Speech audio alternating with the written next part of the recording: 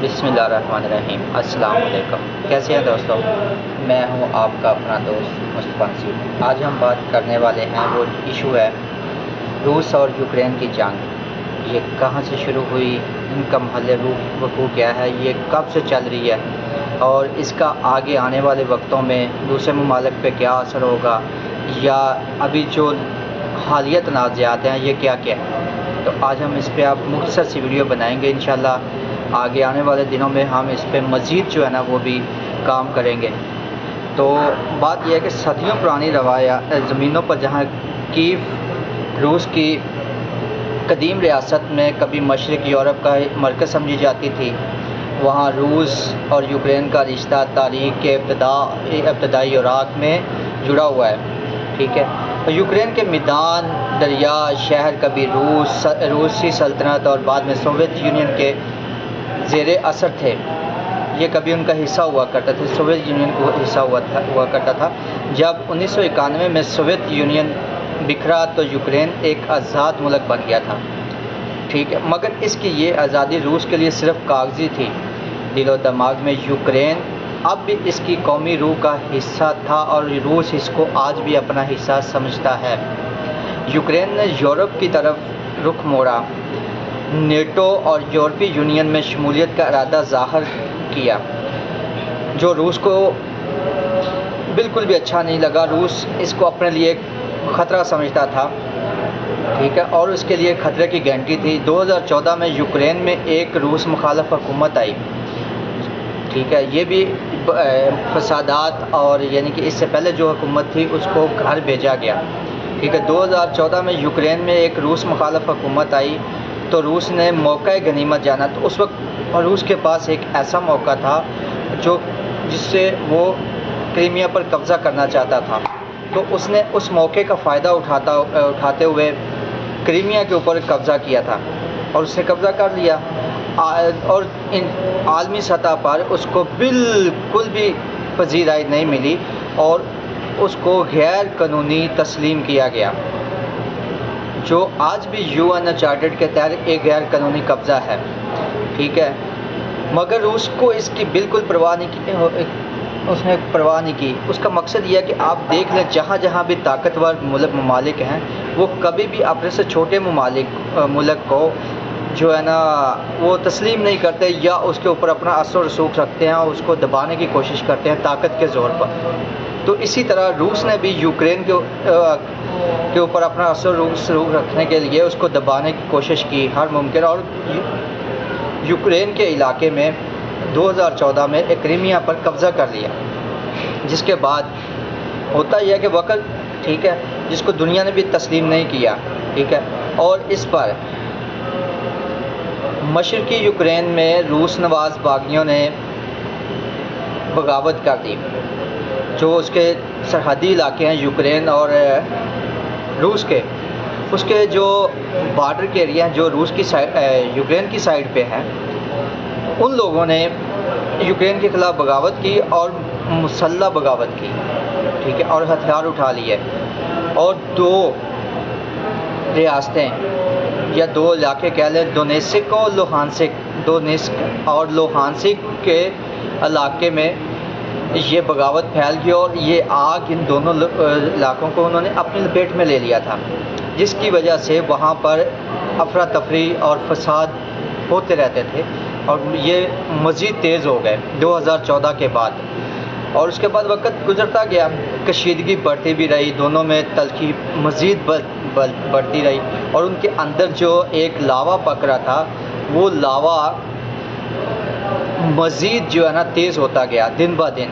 और 24 फरवरी 2022 का दिन आया जिस दिन रूस ने एक मुकम्मल फुल फ्लेज कह लें कि जंग का ऐलान कर दिया और यूक्रेन पे मुकम्मल जंग मुसल्लत कर दी। और यहाँ पे ये भी मैं आपको बताता चलूँ कि उस दिन जिस दिन यूक्रेन ने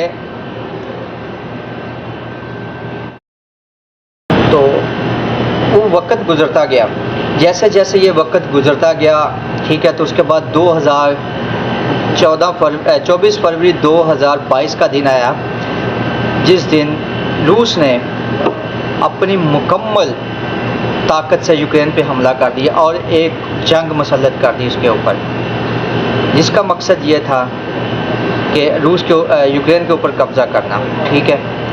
اور یہ یہاں پر آپ کو بتاتا چلوں کہ اس دن اسلامی جمہوریہ پاکستان کے وزیر اعظم عمران خان بھی وہاں موجود تھے روس میں، جس دن روس نے یوکرین کے اوپر حملہ کیا تھا۔ اس کو پاکستان میں عمران خان کے اوپر تنقید بھی کی جاتی ہے، جو کہ میرے خیال میں ایک سراسر ایک بالکل بکواس ہے، ٹھیک ہے۔ ایسا نہیں ہونا چاہیے کہ عمران خان نے تو ان کو نہیں کہا تھا جا کے کہ آپ اس کے اوپر حملہ کریں یا اٹیک کر دیں یا ان کے اوپر جنگ مسلط کر دیں۔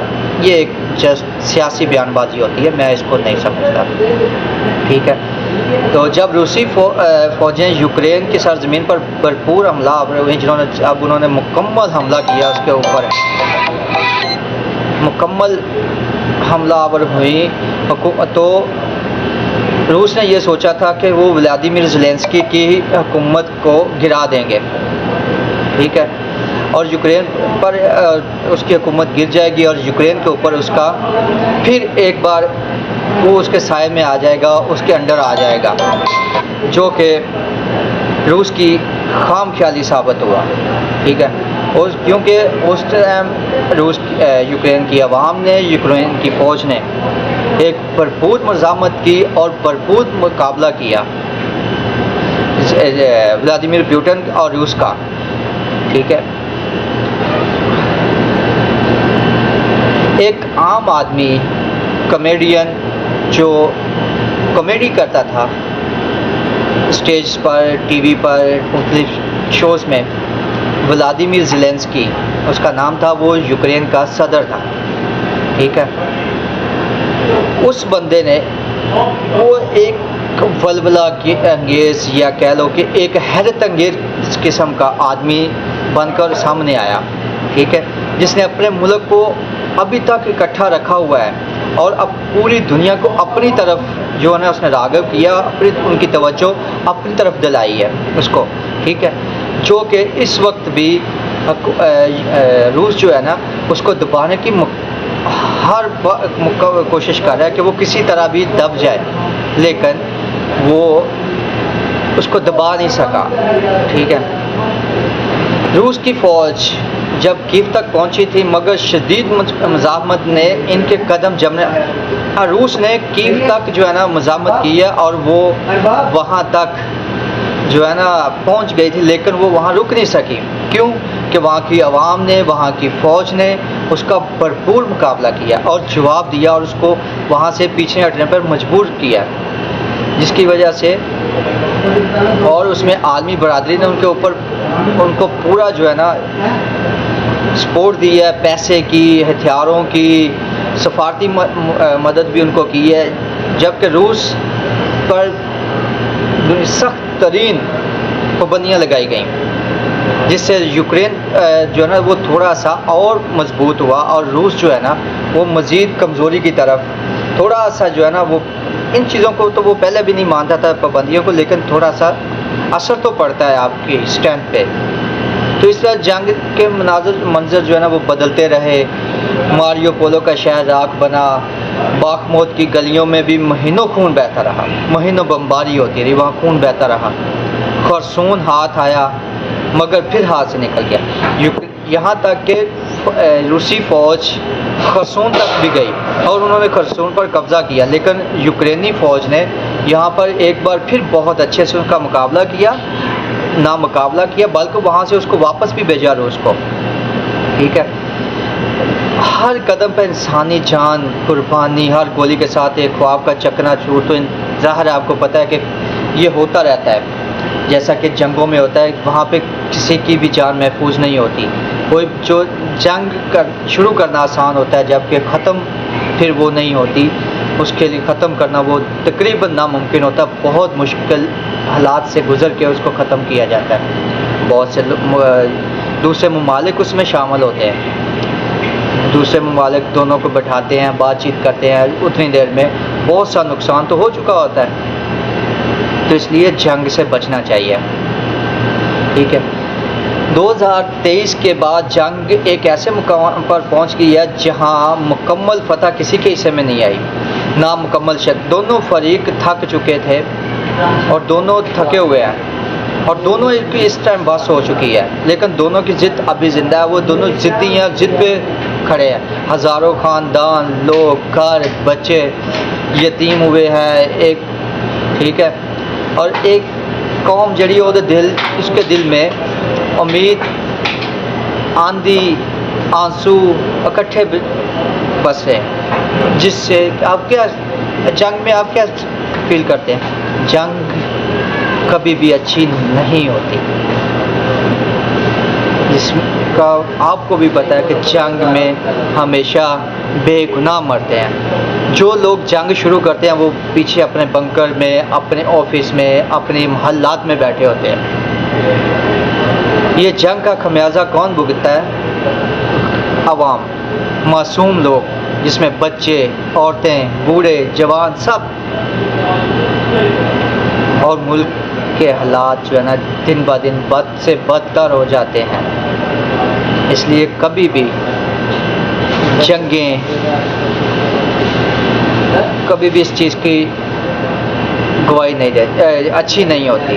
جنگیں کبھی بھی امن نہیں لاتی۔ ہاں، جنگوں کے بعد امن آتا ضرور ہے، لیکن تب تک اگر آپ جنگوں کے بعد ہی ٹیبل پہ بیٹھنا ہے تو آپ پہلے کیوں نہیں بیٹھ سکتے؟ بات تو یہ ہے نا کہ آپ کی جنگ ہوئی ہے، آپ نے جنگ کے بعد بھی ٹیبل پہ ہی بیٹھنا ہے۔ یا تو آپ جنگ کی ہے تو ایک مکمل ملک پہ قبضہ کر لیں تو پھر بھی سمجھ آتی ہے، ابھی وہ دور گیا کہ آپ کسی ملک پہ قبضہ کر لیں گے، اب وہ دور نہیں ہے۔ تو اگر آپ نے بعد میں بھی ٹیبل پہ ہی بیٹھنا ہے تو آپ پہلے کیوں نہیں بیٹھ جاتے؟ ٹھیک ہے نا۔ اس لیے پھر 2025 کی صورتحال زیادہ تبدیل نہیں ہوئی، ٹھیک ہے، جنگ کی بڑھتی ہوئی دکھائی نہیں دے رہی، دن بہ دن یہ بڑھتی ہوئی جا رہی ہے، کم نہیں ہو رہی۔ عالمی طاقتیں جو ہیں وہ اس وقت اپنا ثالثی کا کردار ادا کرنے کی کوشش کر تو رہی ہیں، لیکن کوئی مضبوطی سے نہیں کر رہے۔ ان کو چاہیے کہ وہ ان دونوں کو بٹھائیں، جیسے ابھی ترکی میں ان کے ڈائلاگ تو ہو رہے ہیں جنگ بندی کے حوالے سے، لیکن اس میں کوئی بھی فریق پیچھے ہٹنے کو تیار نہیں ہے۔ ہم اس پہ ایک الگ سے ویڈیو بنائیں گے، اس میں آپ کو بتائیں گے کیا کیا دونوں کے کیا مطالبات ہیں، دونوں کیا کرنا چاہتے ہیں، تو پھر ہم آپ سے اس پہ بھی بات کریں گے مزید۔